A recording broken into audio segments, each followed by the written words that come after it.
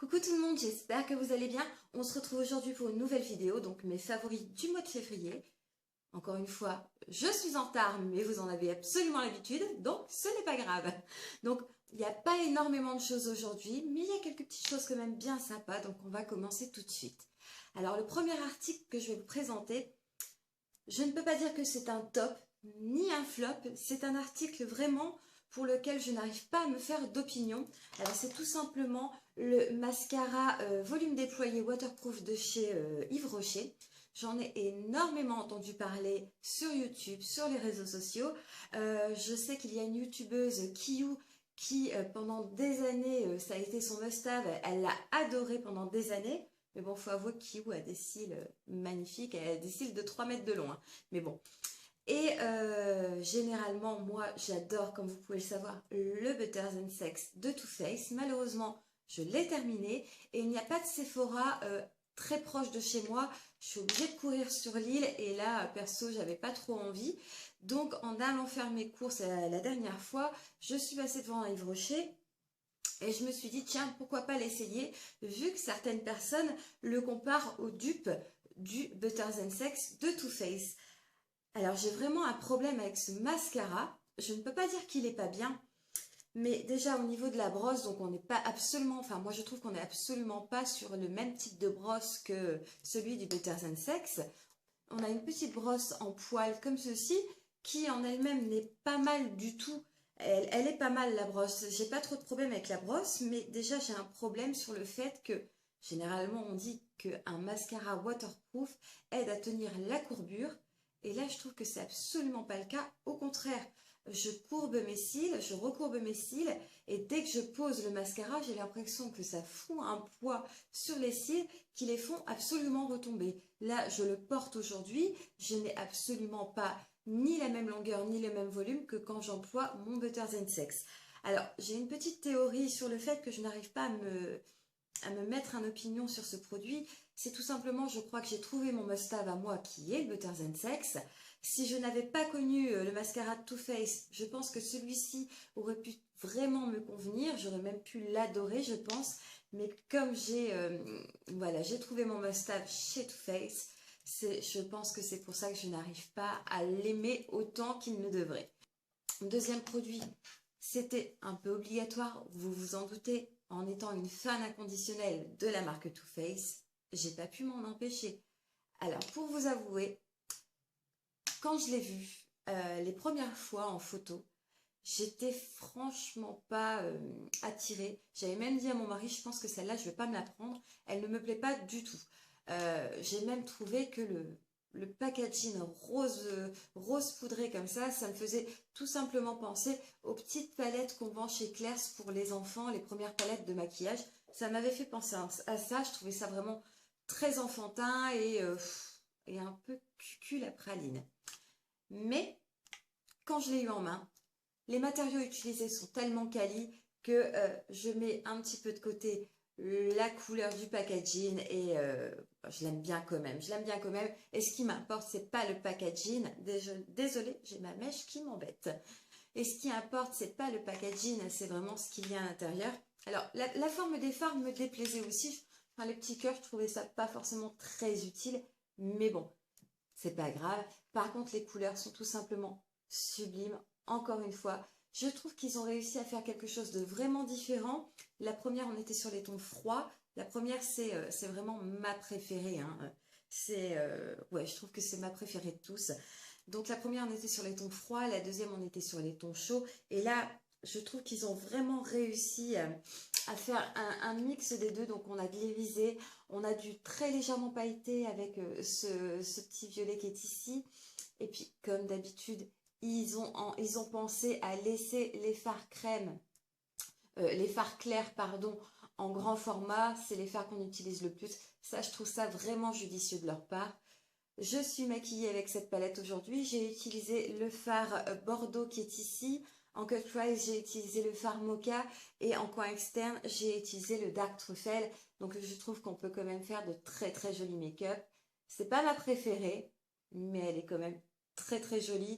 Et je ne regrette pas de l'avoir achetée quand même. Ensuite, Alors, j'en parle pas très souvent sur ma chaîne parce que tout simplement, je vais vous parler d'un parfum. Tout simplement, j'ai une peau ultra compliquée. J'ai une peau qui fait virer les parfums très vite. Et malheureusement, je ne peux pas m'appliquer de parfum sur la peau, sinon je ressemble à un dalmatien avec des auréoles rouges. Donc, c'est pas top. Donc, je suis toujours obligée de vaporiser mes parfums sur un vêtement. Le problème, c'est qu'il y a certains vêtements qui n'apprécient franchement pas les parfums. Ça peut faire des taches de temps en temps. C'est le Pink Sugar d'Acolina. Et franchement, la première fois que je l'ai testé, je ne l'ai pas aimé. Je ne sais pas pourquoi. Je pense que c'est les premières secondes du parfum. Le parfum, généralement, il faut le laisser un petit peu travailler. Enfin, l'odeur réelle du parfum ne vient que quelques minutes après l'avoir vaporisé. Et au début, je ne l'ai pas spécialement trop aimé. Mais par contre, quelques temps après, j'ai ressorti la petite languette qui était dans ma poche. Et là, je l'ai ressenti et ça a été un réel coup de foudre. Alors, ce qui est curieux, c'est que ce n'est absolument pas le genre de parfum que je peux aimer habituellement. Pink Sugar, ça porte bien son nom, sucre rose. C'est clairement un parfum sucré, un parfum gourmand. C'est toutes les odeurs, entre guillemets, que je n'aime pas beaucoup d'habitude. Mais là, je ne sais pas pourquoi. Je trouve que c'est un parfum réconfortant. C'est un petit peu difficile à le décrire au niveau de l'odeur. Je suis sûre qu'il plaira clairement pas à tout le monde parce qu'il est assez particulier en fait. Mais pour l'hiver, c'est vraiment un petit parfum réconfortant. Il n'est pas trop entêtant, il sent pas trop fort non plus. Mais je trouve que ça donne à votre peau une petite odeur sucrée qui est à croquer. Et moi, il me fait penser très légèrement, hein. Je trouve que l'odeur s'apparente un petit peu à la tartelette chamallow grillée de chez Yankee Candle. Très légèrement, mais je trouve que ce sont des parfums qui s'avoisinent un petit peu. Alors, dernier produit make-up, c'est ceci. Ce sont les Pencil Lip Gloss de chez Kiko. Ce sont des rouges à lèvres en forme de crayon. C'est des rouges à lèvres assez crémeux. Alors, généralement, c'est pareil. Je ne sais pas ce qui se passe ce mois-ci. Je prends tous des trucs que j'aime pas d'habitude. Je ne comprends pas. Il n'y a que les imbéciles qui ne changent pas d'avis. Donc, c'est des rouges à lèvres crémeux. Généralement, j'aime pas le crémeux, je préfère le mat, tout simplement parce que le crémeux, je trouve que ça ne tient absolument pas. Mais là, franchement, je trouve qu'ils tiennent super bien et en plus, ils font des teintes que j'aime. J'adore les rouges veloutés sans transfert de chez Sephora, mais malheureusement, il n'y a jamais les teintes que je veux. Moi, j'aime les teintes dans les teintes marron, dans les teintes légèrement prunes. Pas trop rouge, je trouve que ça me va. J'en mets de temps en temps, mais c'est pas ce qui me va le mieux, je trouve. Et malheureusement, dans les teintes mat, j'arrive que très rarement à trouver des teintes qui me plaisent. Et là, j'ai trouvé deux teintes qui me plaisent réellement. Donc, c'est des numéros, donc la 8 et la 12. Donc la 8, on est sur quelque chose de très nude, mais qui pour moi est le nude parfait. Et la 12 qui est celle-ci, qui est la couleur que je porte aujourd'hui. Et franchement, moi ce que je fais, c'est que je n'applique même pas de crayon en dessous. J'applique une première couche, je mords dans un sopalin, je le poudre très légèrement avec une poudre libre incolore.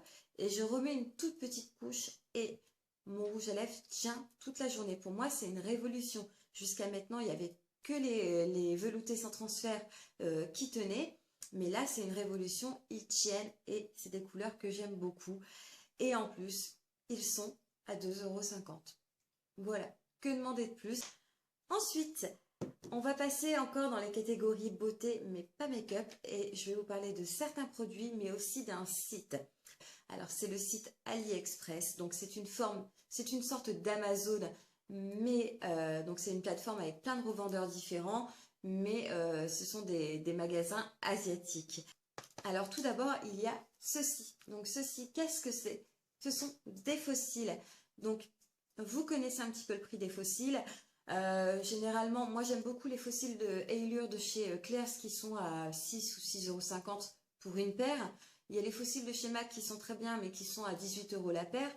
Une paire de fossiles, vous la mettez 2, 3, 4 fois grand maximum. Après, ça ne ressemble plus à rien, il faut les balancer. Ça, franchement, ça me casse un petit peu les pieds de mettre aussi cher et de devoir les jeter après. Et là, j'ai trouvé ces fossiles-ci. Donc, il y a 10 paires de fossiles pour 70 centimes, sans frais de port. Ils sont, alors il en manque deux, parce que je les ai déjà testés. Ils sont magnifiques. Le seul petit inconvénient, qui pour moi n'en est pas vraiment un, c'est que au niveau de la longueur, en fait, de la largeur de l'œil, pardon, je suis obligée de couper un demi-centimètre parce qu'ils sont légèrement trop longs pour moi. Ou de temps en temps, je les coupe carrément à moitié pour avoir un demi-fossile juste sur l'extrémité. Et ils sont super. Ils sont tellement super que j'en ai recommandé 5 boîtes. Le seul inconvénient, c'est qu'il faut attendre 5 semaines avant de les recevoir. Mais à ce prix-là, je suis capable d'attendre. Ensuite, un autre petit accessoire, outil, accessoire que j'ai beaucoup entendu parler, c'est ceci.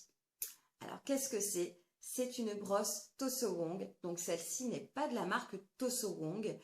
C'est une brosse qui permet d'exfolier, de nettoyer votre visage en profondeur.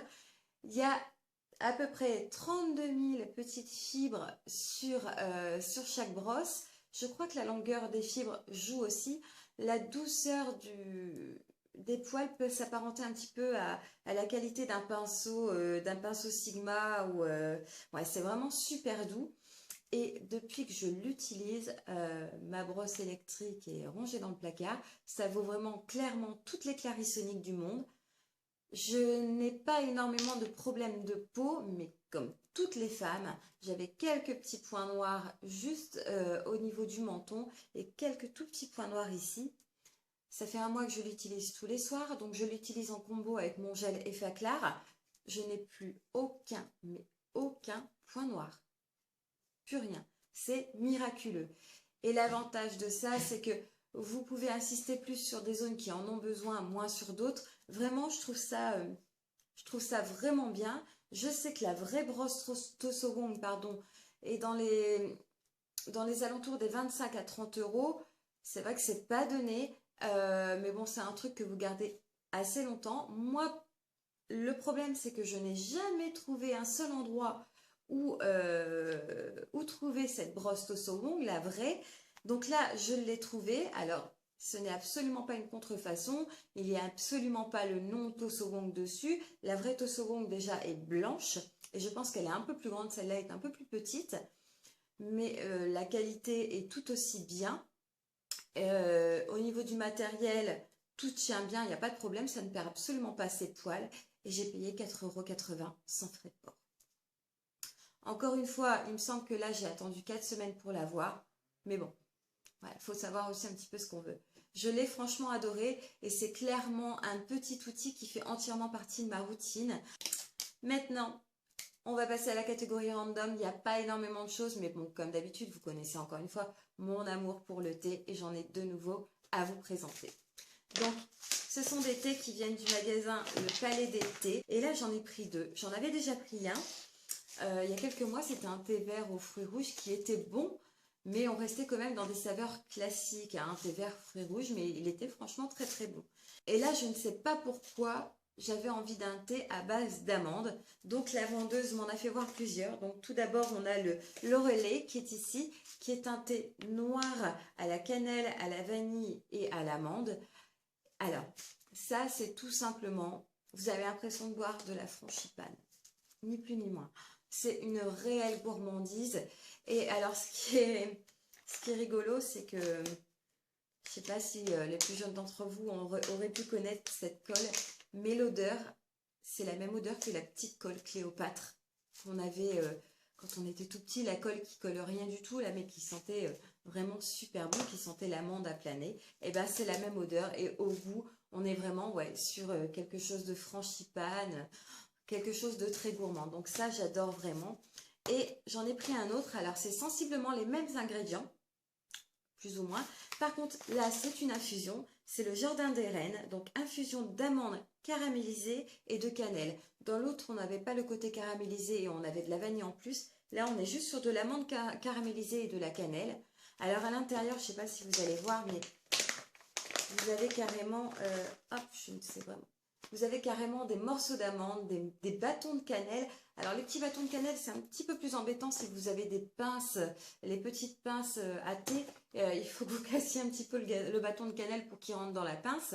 Mais bon, ça c'est pas... Bon, moi, ça me dérange pas trop.